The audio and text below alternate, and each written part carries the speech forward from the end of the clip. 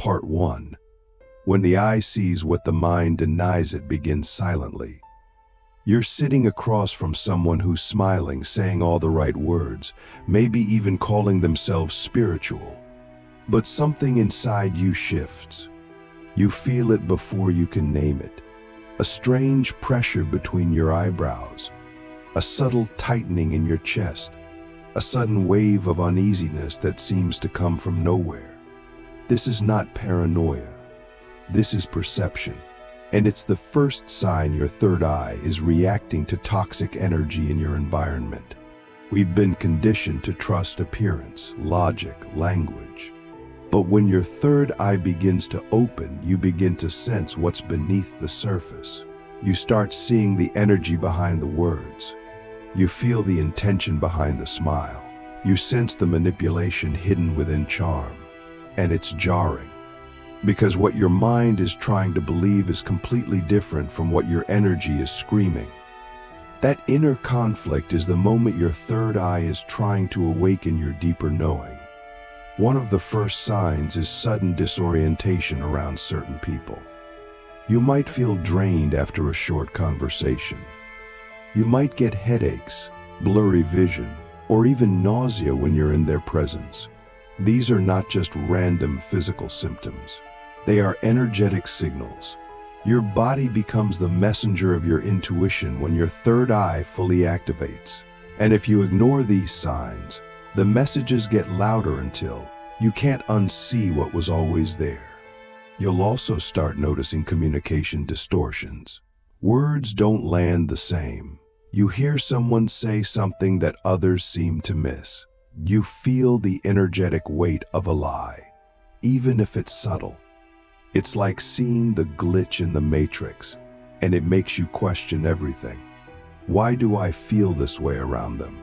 Why does my energy contract when they enter the room? These are not just mood swings. They're energetic red flags. Your third eye is trying to protect you, not punish you. Sometimes the most profound sign is silence. You suddenly become quiet around certain people. Not because you have nothing to say, but because your inner being doesn't feel safe enough to speak.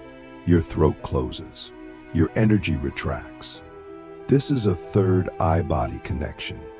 It knows when truth is not welcome, when authenticity will be punished, and it shuts down your output to preserve your inner world. That's not weakness, it's wisdom. Click subscribe to this channel to get more profound insights.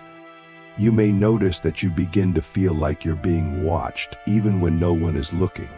That's because your third eye doesn't just see the physical, it picks up on subtle psychic surveillance. Toxic people often project cords of attention, envy, control. They don't have to say a word. Their energy reaches. It hooks. And if you're unaware, it entangles you. But when your third eye is active, you feel it immediately. You can't play innocent anymore. Another sign is that your dreams become more vivid and symbolic after you've interacted with someone whose energy is off. You dream of snakes, dark corridors, people wearing masks. These are not coincidences. Your subconscious, now more connected to your higher sight, is giving you information that your conscious mind may be too polite or conditioned to accept.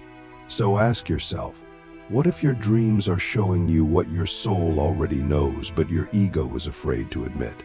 You begin to crave solitude, not as escape, but as recalibration. Because every time you leave a conversation with someone toxic, your energy feels misaligned. You feel like you're not yourself anymore. You replay the conversation. You question your gut. You doubt your truth. That's the aftershock of psychic interference. And the more sensitive your third eye becomes, the more violently your system will react to subtle dishonesty. One of the most dangerous illusions is thinking you can spiritually fix someone whose energy is harming you. Your third eye will challenge this. It will show you clearly, sometimes painfully, that love without boundaries is self-betrayal. That compassion without discernment is spiritual naivety.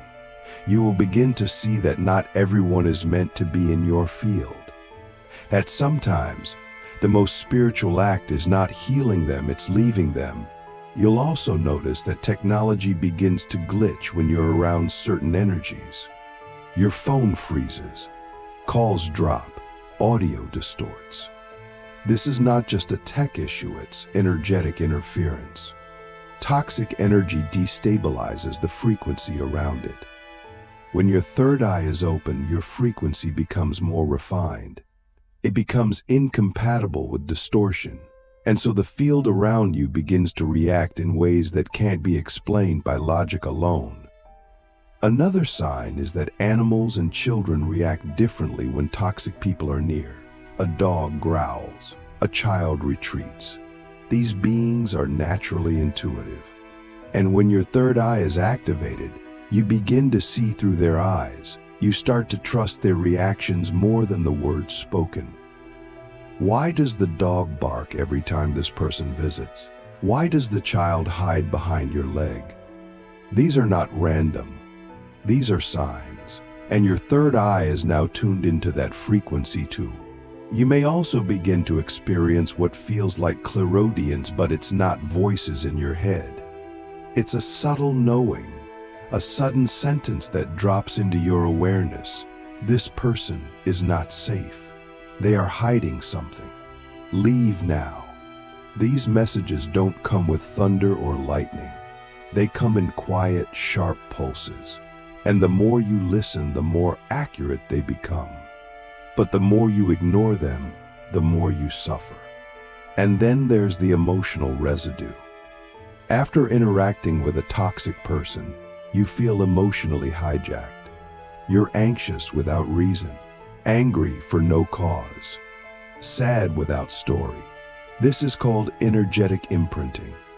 Toxic people don't just drain you, they leave pieces of their unresolved emotions in your field. Your third eye doesn't just see it, it feels it. And if you don't clear it, you begin to carry what isn't yours. Are you beginning to see why spiritual awakening is not all bliss and butterflies? Why the third eye is not just a window to divine light, but also a lens that reveals spiritual danger. This is the hidden cost of awakening. You become responsible for what you now see. You become aware of what others ignore. You begin to feel what others suppress. And that makes you both powerful and vulnerable.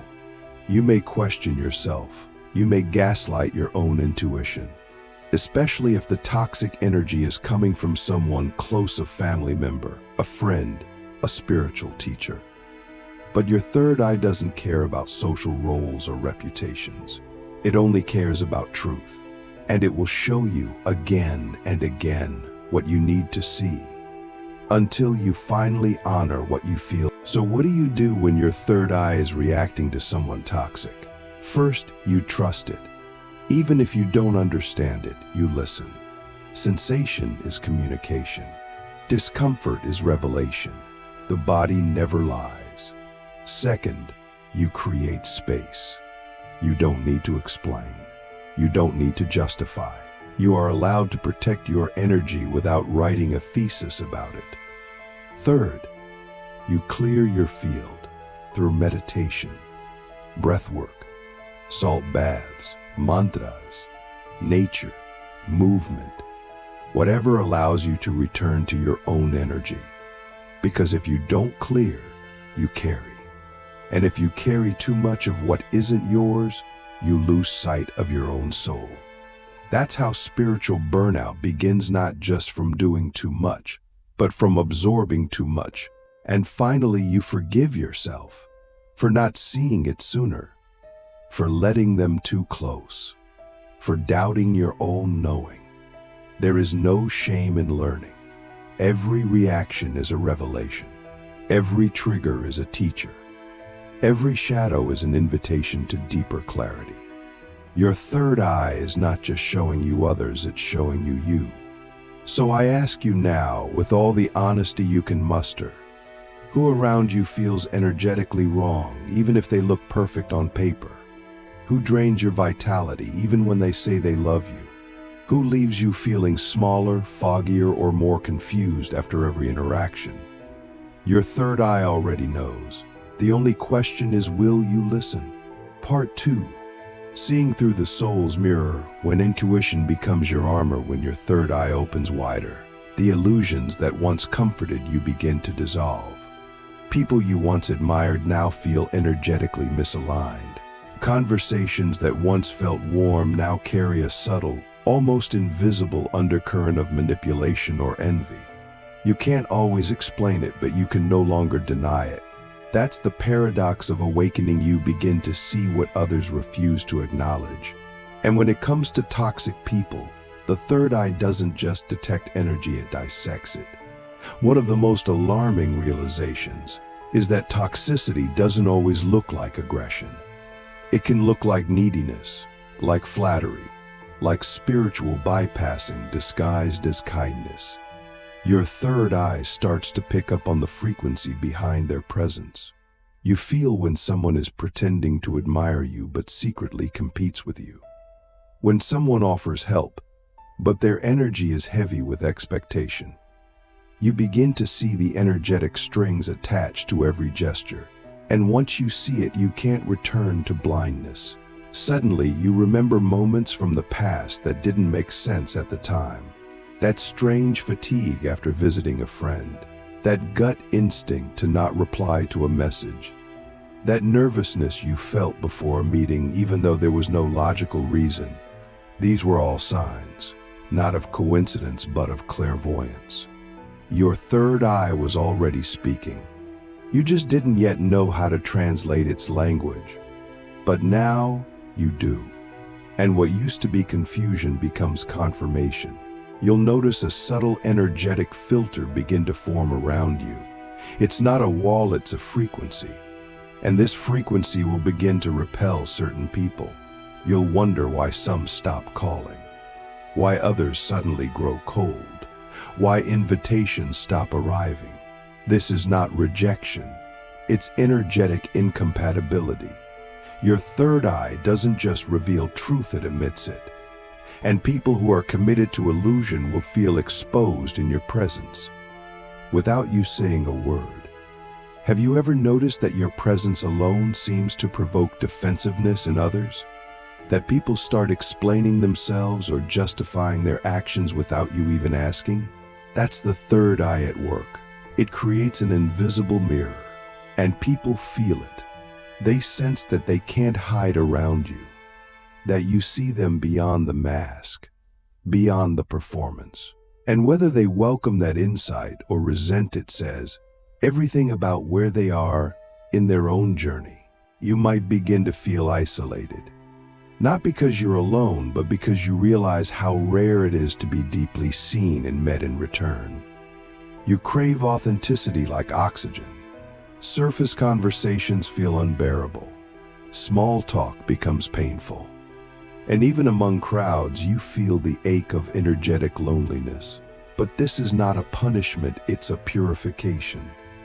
The third eye separates what is false not only in others but within you. It forces you to stop pretending, to stop settling, to stop squeezing yourself into spaces where your soul cannot breathe. You'll also begin to notice that your inner world becomes more vivid, more active, more alive. You start receiving mental images during conversations, flashes of symbolic visions that reveal the true dynamic at play. You might see a person's face morph into a wolf or a mask. You might feel sudden pressure or heat when someone lies. These are not hallucinations. They are energetic truths made visible. Your third eye is decoding reality in real time. Sometimes your third eye will react before your mind does. You'll feel the shift in energy before someone even speaks. You'll sense the unspoken, the hidden, the withheld. And that gives you a strange power because now you no longer have to wait for proof. You simply know. But with that knowing comes responsibility.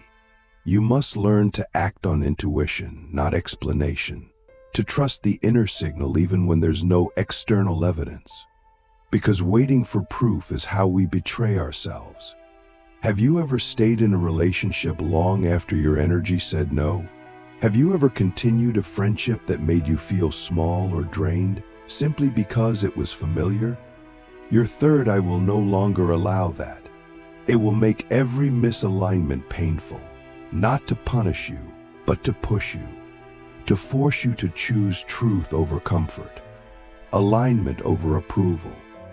This is how your third eye begins to shape your life, not just your perception. You'll start to notice patterns.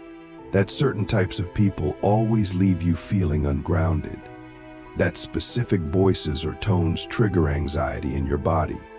That some people speak in circles, never landing in clarity. These are not personality quirks, they're energetic strategies. Confusion is a weapon. Emotional chaos is a distraction. And your third eye begins to filter through all of it. You stop reacting to the words and start tuning into the frequency, and the frequency never lies. And then, something even deeper begins to happen. You start to recognize your own energetic contribution to these dynamics. You start to see where your own unhealed wounds attracted toxicity, where your lack of boundaries invited manipulation, where your desire to be loved made you ignore what your soul was screaming. This is the sacred mirror. The third eye doesn't just expose others, it reveals you. And that self-revelation is the doorway to liberation. You begin to ask different questions. Not why are they doing this to me, but why did I allow this vibration into my field? Not how can I fix them, but what part of me believes I deserve this? These are brutal questions, but they are also holy, because they lead you back to sovereignty, back to self-respect, back to the remembrance that your energy is sacred, and not everyone has earned access to it. As your discernment sharpens, so does your clarity in relationships. You start to speak differently. You no longer explain your boundaries, you simply embody them. You stop apologizing for your intuition. You stop doubting your energetic reactions. You stop seeking permission to leave what no longer aligns. And people will notice. Some will be inspired. Others will be intimidated. But you will no longer be influenced by either. Your third eye will also start to influence your timing. You'll know when to speak and when to remain silent. When to enter a room and when to walk away. When to wait and when to leap. This is intuitive intelligence. It doesn't follow logic, it follows alignment. It doesn't obey social norms, it obeys soul vibration. And as you live more from this place, life begins to move differently, more fluid, more magical, more true. Sometimes this process will be painful, because you will lose people. You will outgrow environments. You will feel like a stranger to your old life. And in that space between who you were and who you are becoming, there is grief. You must mourn the illusions, mourn the masks, mourn the versions of yourself that tolerated what the awakened you never could. But don't mistake this grief for failure. It is transformation, shedding, sacred death. So let me ask you something you may have avoided until now. What do you still allow in your energy field that your third eye has already rejected? What person, pattern, or place still has access to your space, even though every part of your being has whispered, "This is not for me"? Why do you stay? What do you stay? What do you stay? What are you afraid will happen if you finally choose your truth? The truth is your life will change. People will misunderstand you. Some will call you cold. Others will say you've changed. And they're right. You have. Because the version of you that needed their approval is gone. The version of you that tolerated dysfunction in the name of peace is gone. The version of you that dimmed your light to keep others comfortable is gone. And what remains is clarity. This clarity is costly, but priceless. It will protect you from spiritual predators, from energy vampires, from charming manipulators, from half-hearted relationships, from empty promises, and most importantly, from betraying yourself. Your third eye is not a decoration. It is a shield, a sword, a compass, a mirror. And once it opens, your only job is to honor what it shows you. Because the moment you stop honoring it, you feel the consequences. You feel misaligned, anxious, disconnected, like you're living someone else's life. That's your soul screaming for correction. And the correction always begins with truth, with saying no when you used to say yes, with walking away when you used to stay, with seeing people for who they are, not who you want them to be. You are not crazy. You are not paranoid. You are not difficult. You are awake. Your third eye is not a curse. It is a gift. And though it may isolate you, it will also liberate you. Because once you begin to see energy clearly, you are no longer at the mercy of appearances. You are no longer seduced by performance. You are no longer confused by contradiction, and that knowing will save your life. Part 3, the alchemy of seeing, turning awareness into power. When your third eye has matured from perception to embodiment, something extraordinary begins to happen. Your awareness no longer just reveals what's toxic, it begins to transmute it. You are no longer just a receiver of energy, you become a calibrator of it. The space around you shifts because your frequency has shifted. Toxic people either rise to meet your vibration or naturally fall away. You no longer chase, explain, or beg for understanding. You simply are, and that is enough. But this power comes only through deep inner alignment. Your third eye cannot protect you if your heart is still negotiating with fear. It cannot guide you if your ego is still addicted to validation. The eye opens not just in your forehead, but in your life. It must take root in your choices, your relationships, your words, your silence. Otherwise, it becomes nothing more than a spiritual accessory seen but not integrated. And integration is the only true measure of awakening. You begin to notice that you're not reacting to toxic people the way you used to. Their energy no longer hijacks your nervous system. Their manipulation no longer confuses you. Their presence no longer dims your light.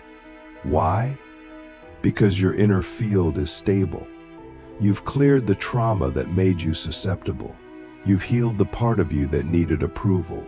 And most importantly, you've stopped negotiating your truth. That's the real power of the third eye. It doesn't just show you what's wrong, it empowers you to live what's right. And yet this clarity can be lonely.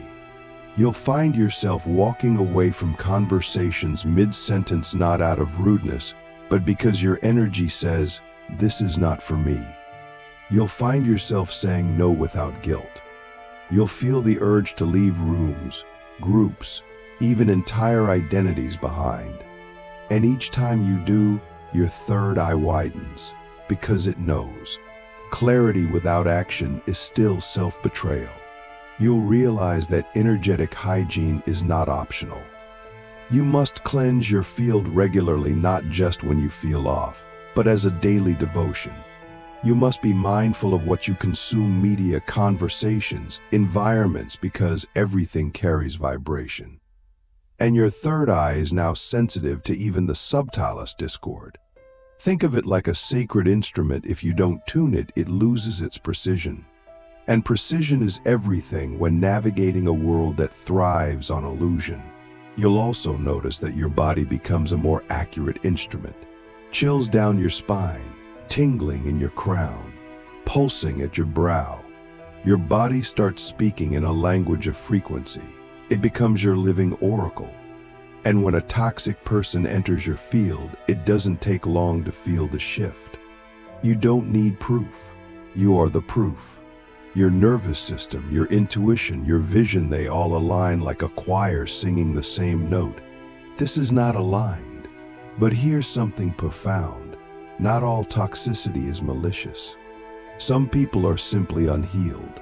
Some are deeply wounded but unaware. The third eye doesn't make you judge them, it makes you understand. But understanding does not require tolerating harmful energy. You can love someone and still walk away.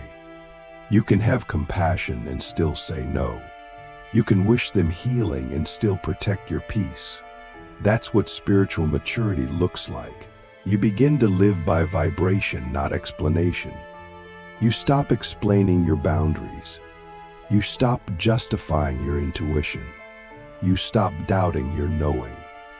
Because the third eye doesn't speak in full sentences, it speaks in certainty. And that certainty is not arrogance. It is clarity earned through pain, silence, solitude, and surrender.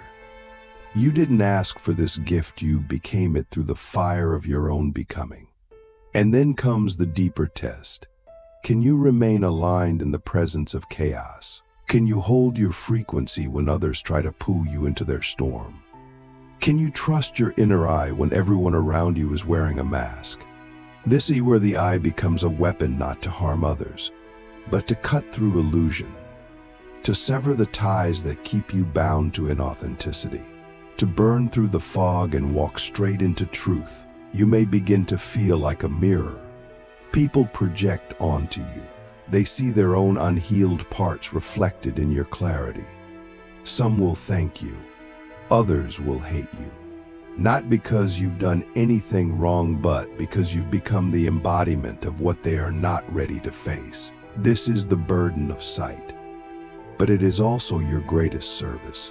Because every time you show up clear, you give others permission to do the same. And sometimes, the most loving thing you can do is leave. Not to punish, but to preserve. Not to abandon, but to awaken. Your absence becomes the medicine they didn't know they needed. Your silence becomes the mirror they can't escape. Your boundaries become the curriculum for their next level of growth. And your third eye will guide you through all of it, not with words, but with vibration. You'll begin to sense when someone is energetically feeding off you, when they speak just to be validated, when they dump emotions without intention to heal, when they enter your life not to grow, but to anchor themselves to your light. And your eye will pulse. Your field will constrict. Your breath will shorten. These are not random sensations, they are sacred alerts. Your energy is saying, guard the gate. And yet, you'll also begin to attract those who are ready, who are clear, who are healing, who resonate. These people feel different. Their presence expands you. Their truth stabilizes you. Their silence comforts you. You don't have to protect your field around them, you can relax.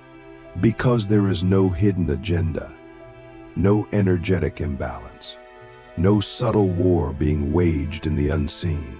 That's when your third eye becomes not just a detector of danger, but a tuner of tribe. You begin to gather the soul aligned, the frequency matched, the energetically sovereign, and your life begins to feel like a sanctuary, not a battlefield. Not because the world changed, but because you did. Your resonance decided your reality. And here's the final truth. The more you trust your third eye, the more you become unshakable. Not because life gets easier, but because you stop betraying yourself. You stop outsourcing your power. You stop needing permission to feel what you feel. You stop needing proof to honor your knowing. And that changes everything. So now I ask you the deepest question of all. Are you willing to lose everything that is not aligned in order to become everything that is true? Are you willing to walk alone until you find those who see you without distortion? Are you willing to live by vibration, even when it costs you comfort? Because that is the path of the awakened eye. The signs are always there. The energy never lies. The only variable is whether you have the courage to listen. When your third eye is reacting to toxic people, it is not to scare you, it is to free you. to show you what your soul already knows, and to remind you that you were never meant to live in distortion. You were meant to see. You were meant to feel. You were meant to know. And above all, you were meant to choose differently. So trust the pulse. Trust the pulse. Trust the silence. Trust the vision. Because the eye does not open without purpose. And once it opens, your only task is to honor what it sees,